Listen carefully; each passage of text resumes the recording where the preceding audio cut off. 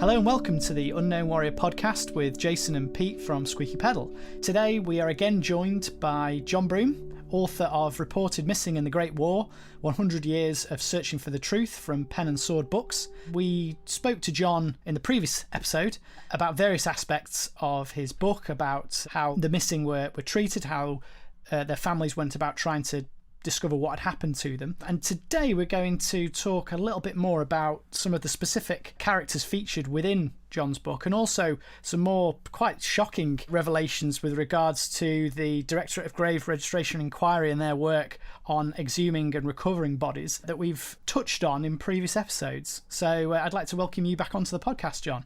Thank you, Jason and Pete. Nice to be here again. Brilliant. Great to have you here. So if we think about your book, you cover quite a number of very moving stories of 8 different soldiers who were lost in the conflict. There are 2 of these that I'd like to talk about. The first being the story of Frank Mead, who was killed in his grave lost after the war, but which was found again in 2016. And the second is the story of Lieutenant Gilbert Donnelly, whose grave was lost almost for a century until it was rediscovered through a remarkable piece of detective work. And I think that the stories, of these soldiers are remarkable in the sense that they were part of the missing, and we were able later on to find out their identities and find out who they were. Yes, indeed. Well, you had Nicola Nash from the JCCC on the other week, and one of the things she mentioned was the last big case she worked on was the case of 3 soldiers whose remains had been uncovered when a farmer was digging a drainage ditch in 2016. And one of these was actually Frank Mead. Frank had been killed during the Battle of Cambrai. He died in early December 1917, and 5 men had been killed by heavy artillery fire that night, Frank Mead and 4 of his comrades. And they were actually given an impromptu burial by the rest of the men in the 23rd Battalion of the Londons. And they then had to withdraw from the front line. So essentially where Frank and his comrades had been buried fell into the hands of the Germans.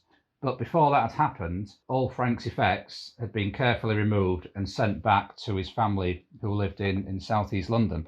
Now, we mentioned last time we spoke about a letter that had been returned to the Greensmith family in Sheffield. There was also a letter that Frank's younger brother, Reg, had sent out to him on the 1st of December, which was again returned. So there's this heart-rending letter of, looking forward to seeing you again, and all the chitter-chatter of news and what's going to be happening at Christmas in London. Probably Frank never got to read. So yeah, he was buried. The area fell into German hands, and that was really the last that was heard of Frank. The family sort of treasured his letters and various other artifacts that had been sent back home, and nothing more was heard of him until 2016, when this farmer digging a trench in his field in order to drain a drain pipe came across this shocking discovery: 3 bodies. And as Nicola mentioned to you, it was a little piece of cloth that had the insignia of the London Regiment on, that then enabled them to start narrowing down, from her point of view of detective work and looking through the various war diaries, and also the use of DNA sampling, which is obviously wasn't available at the time of the immediately post Great War, when people were trying to discover who these people were. So that research was done. The Battalion War Diary was consulted, the records of the Commonwealth War Graves Commission, and eventually 2 of those 3 bodies that had been dug up were discovered to be Private Henry Wallington of the County of London Battalion and Frank Mead. They managed to trace some of Frank's brothers' descendants, one living in America, one living in the eastern area of England, and actually managed to confirm that that body was Frank Mead. Sadly, the 3rd body that was found up, they came, as Nicola said, very, very close to thinking they had a match as well, but that one didn't match up.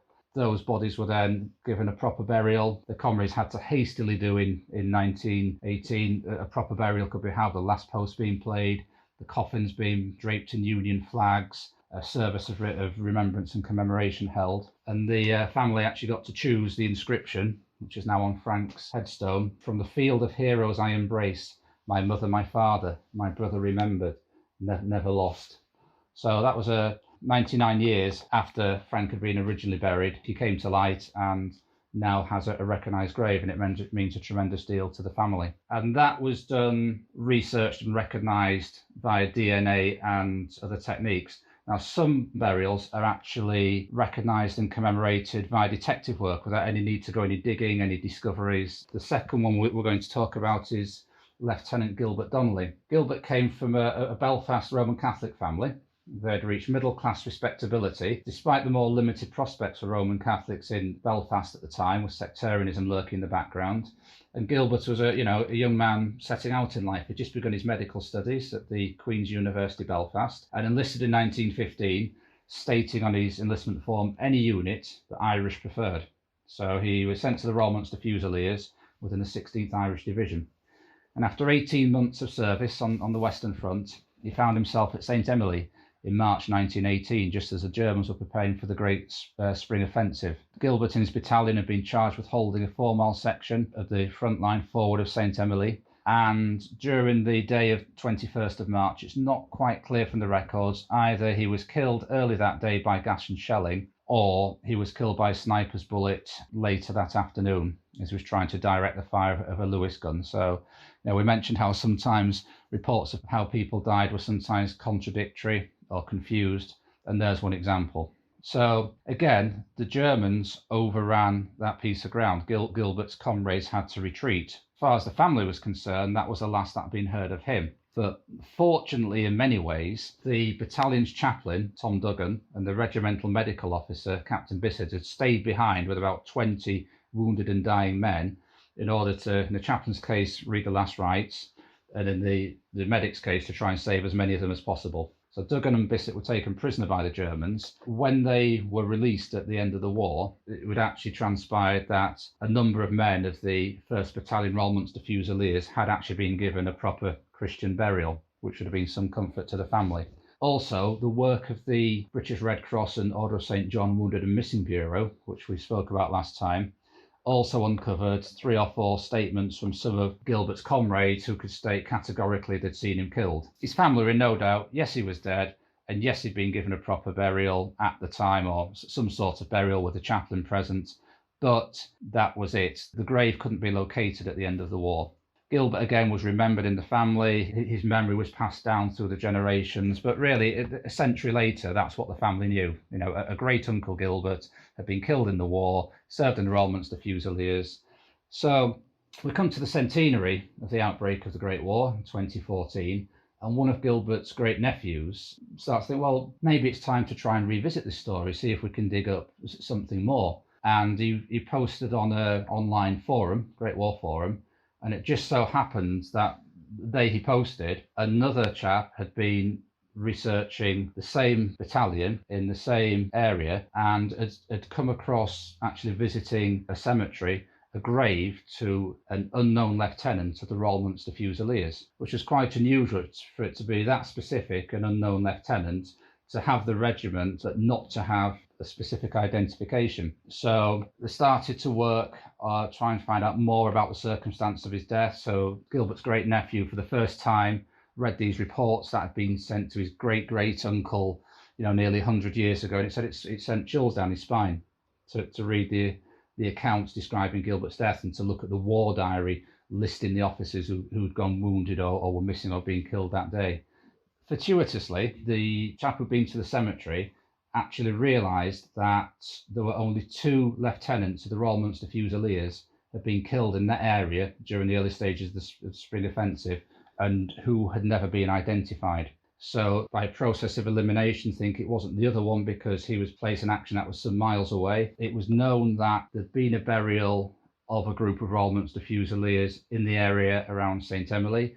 They also managed to find from the work of the people who did the reinterment that a lot of the bodies in St. Emily Cemetery had been found about 500 yards away, which was just the spot that would match up with where Gilbert and his comrades had been killed.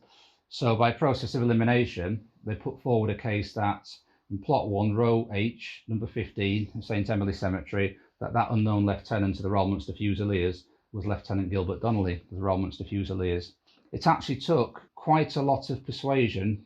Gilbert's great nephew had to send in an 18-page file. It had to go through various committees and checks, and it actually took as long as the war itself for it to be ratified that grave was Gilbert's. And quite movingly, just over 100 years after his death, there was a ceremony where a relative was presented with the Union flag that Gilbert's father had never been able to receive, that the whole extended family were able to pay the tributes in music, in poetry, in words, and it was an extremely moving ceremony. So 2 examples there of how the ranks of the missing have been depleted, and the ranks of the known dead where we have a place to actually mark their sacrifice, that they've moved to that part.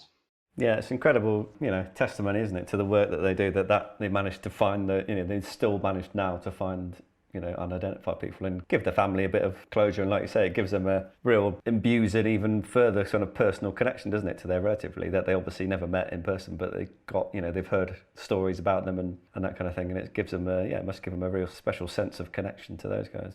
It did. They're able to sort of complete the mourning that the people who knew Gilbert and Frank at the time were never able to experience. They were sort of left a hole, and almost this hole has now been filled to an extent.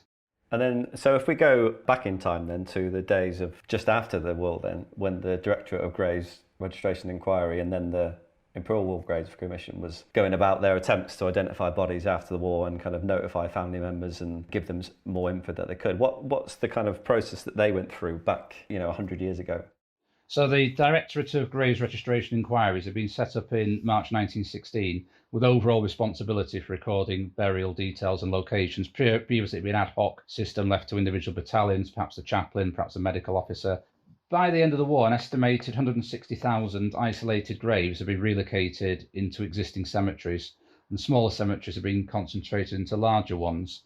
But there still remained 500,000 men missing upon the signing of the armistice on the 11th of November 1918. So 10 days later, the searching and exhumation work began in earnest. Men were actually asked to volunteer for this. It wasn't compulsory. They were paid an extra allowance of 2 shillings and 6pence a day. As well as the British doing this, the Canadians, Australians, French search parties were scouring the areas where their armies had sustained heavy losses, hoping to find as many men as possible and to give them decent burials and to give their families a sense of closure. So there's one description from a Captain Dunn who encountered a large number of Australian exhumers at work in April 1919. He said, large numbers of troops were engaged in burying or reburying their numerous dead, left where they fell since the historic advance of August the 8th, 1918. And it was a mixture of troops freshly drafted out from England, men who hadn't previously been in France, hadn't had the psychological and physical scars of the war. So when a body was discovered, each exhumation would require between 5 and 9 men to expedite the digging up of the remains, transportation to the final resting place, and the burial. So how they worked, it was almost like a police search these days when they're looking for a missing body or somebody who's been missing. They divide the land up into 500 square yard grids, and they would march systematically across the land, squads of 32 men, and each was issued with a quite macabre set of equipment. They'd have 2 pairs of rubber gloves, 2 shovels, stakes to mark the location of the graves found, canvas and rope to tie up any remains they found, stretchers, creosole and wire cutters. So that's what they set out to work with. They became quite expert at spotting where indications of remains would be. Just like an archaeologist these days might be able to look at a field and think, we need to dig there, there'll be something under there. These men became experts in their sort of quite gruesome and grisly task. Obvious signs that a man might be buried there was a rifle or a stake protruding from the ground. That's with a helmet on top, the classic sort of almost cliched, there's a man there. Partial remains or equipment on the surface might be protruding from the ground. There might be rat holes, often small bones or pieces of equipment that might be brought to the surface by rats.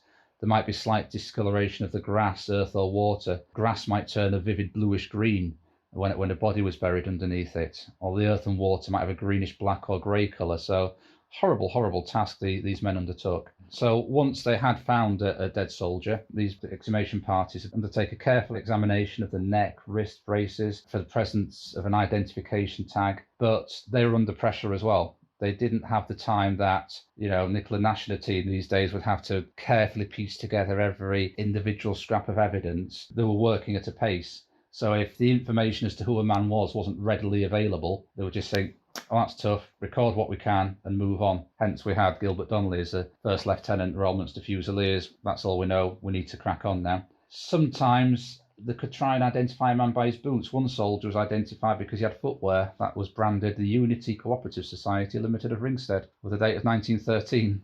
So they could trace back. So they had some quite dark humour some of these burial parties because they had to sort of try and maintain their morale.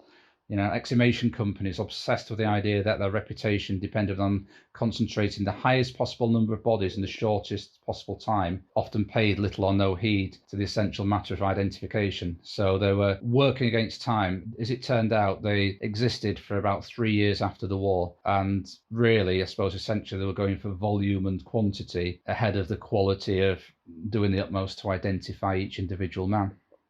I think for me, reading through, obviously we've kind of uncovered some of the sort of the unknown men behind these grave registration units. People like Captain Fisher, who was working in the Graves Registration Unit 14 and who we know played this key role in the Unknown Warrior operation. But I think that for me, one of the most powerful quotes within your own book is a description by a private, Jay Macaulay, who talks about, and it's in graphic detail, isn't it, what it was actually like to work on these exhumation parties and the sights they would experience and become hardened to, really. I mean, what impact did this gruesome work have on the men attempting to carry it out?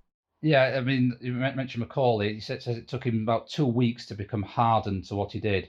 I mean, he described his work. Often I've picked up the remains of a fine, brave man on a shovel, just a little heap of bones and maggots to be carried to the common burial place. Numerous bodies were found lying submerged in the water in shell holes and mine craters, bodies that seemed quite whole but which became like huge masses of white slimy chalk when we handled them. I shuddered as my hands, covered in soft flesh and slime, moved about in search of the disc, and I've had to pull bodies to pieces in order they should not be buried unknown. It's very painful to have to bury the unknown. So there we have the other side of it. If you were going to go to the lengths to try and find out who these men were, you really had to become quite intrusive. And the psychological effect on men like Macaulay must have been quite intense.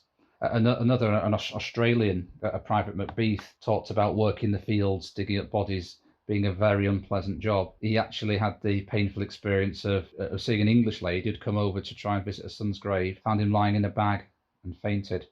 And Macbeth, with understatement, said, "I cannot say I'm exactly in love with my job."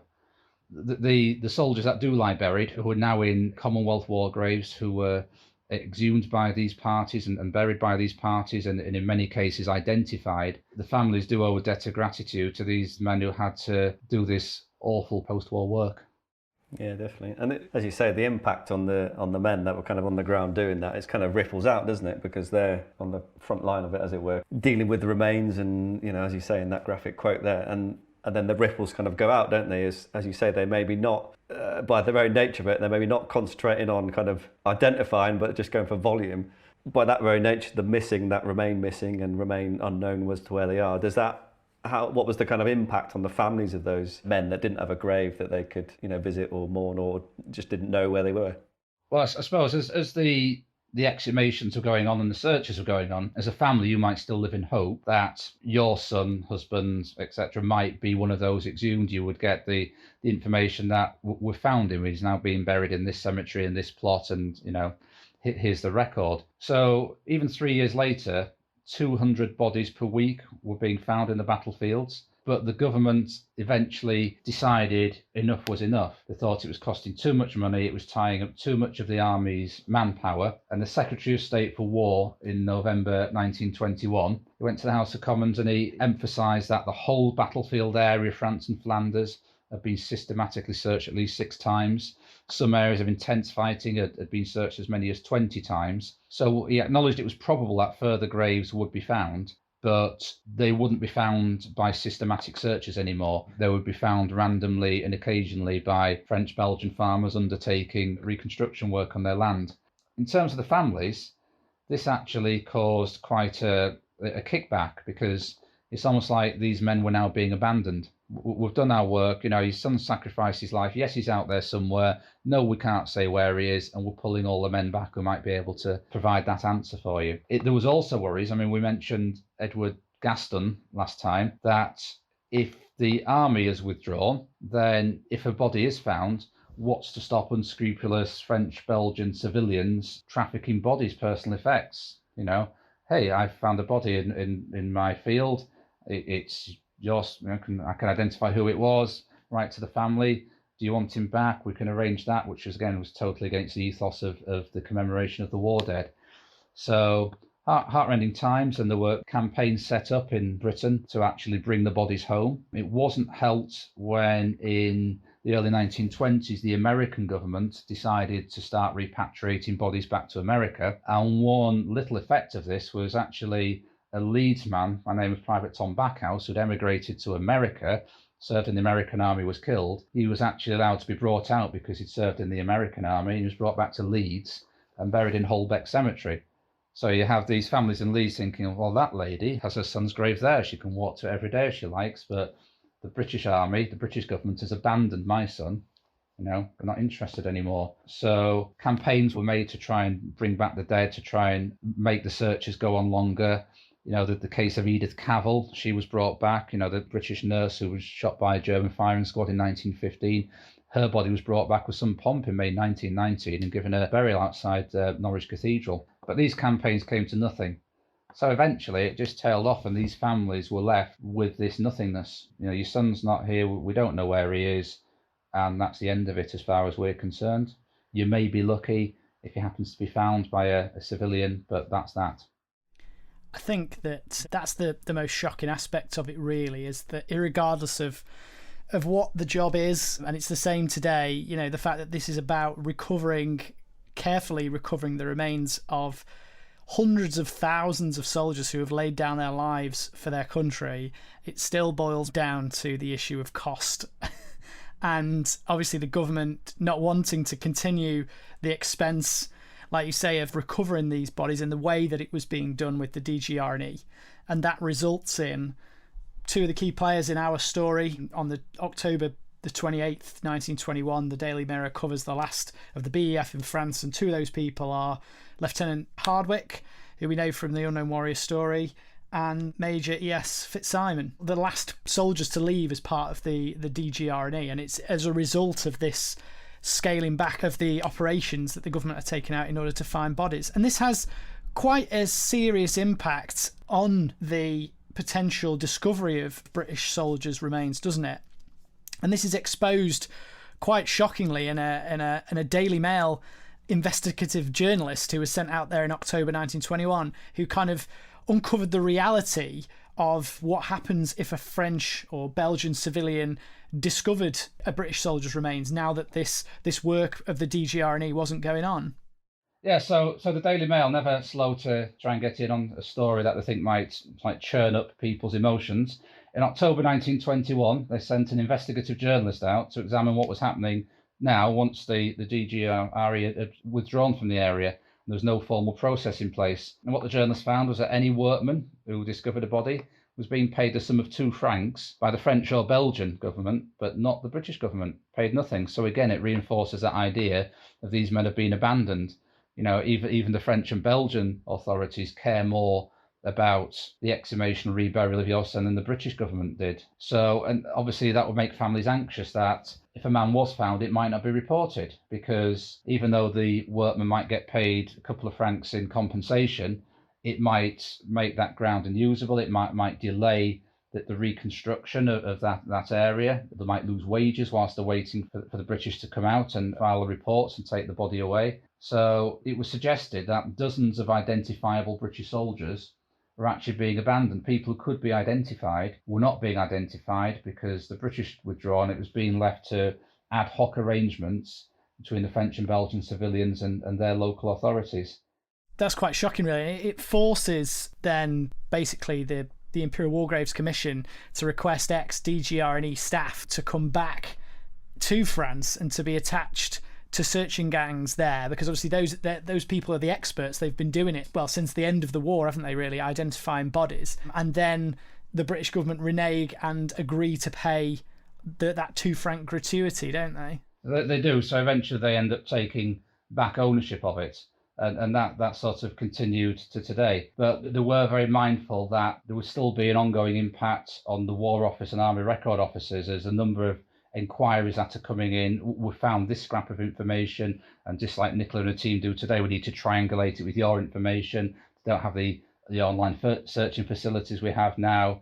It was still creating a strain on the existing administration. So Yes, the search for the missing has never ended and it's still ongoing today, but it did really scale back in 1921, but perhaps not to the extent that it would have done had there not been this kickback from families and the Daily Mail.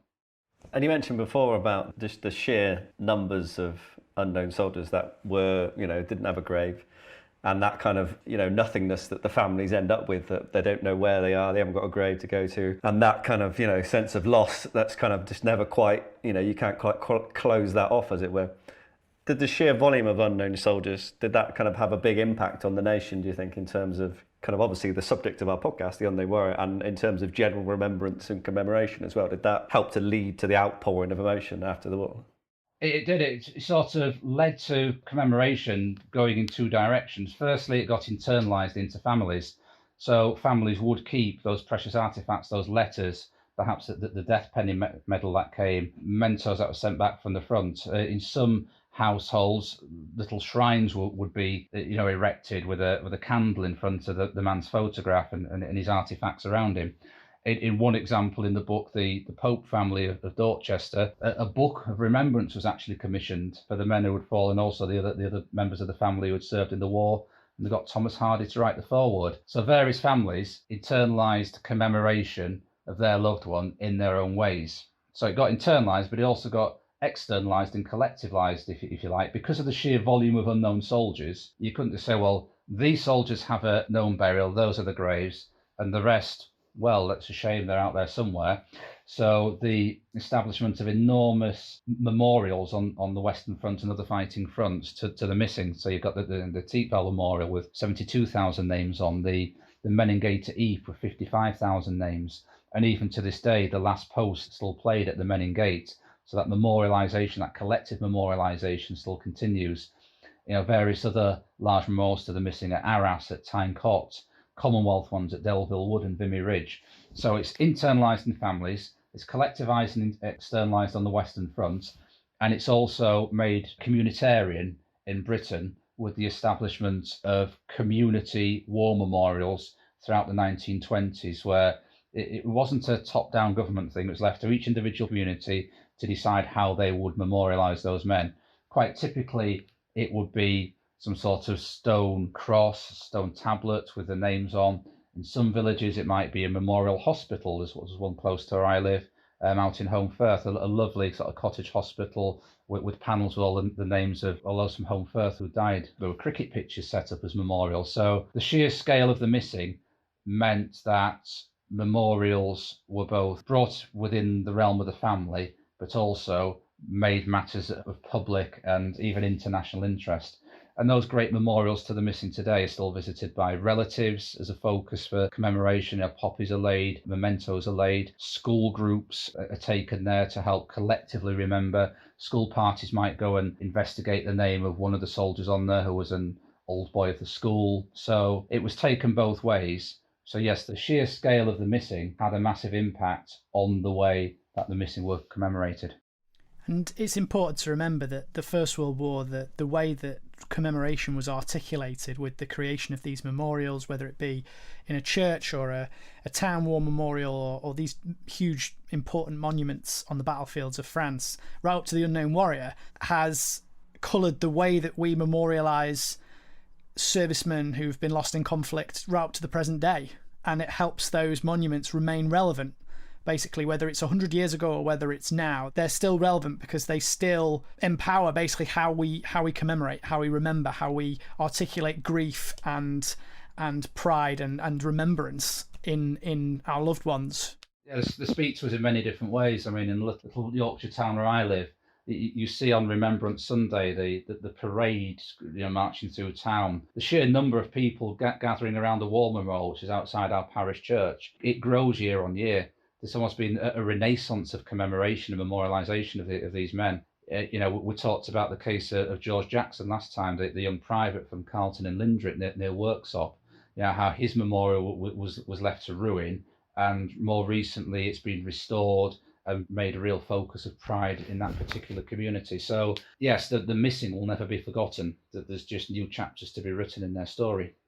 That's a very articulate way of putting it, and it's important that books like yours continue to be read and explored so that the stories of these soldiers, of the missing, continue to be remembered, commemorated, and also the work, as you said, of the war detectives that we spoke to continues, so that we can try and put as many names to these brave servicemen as we possibly can.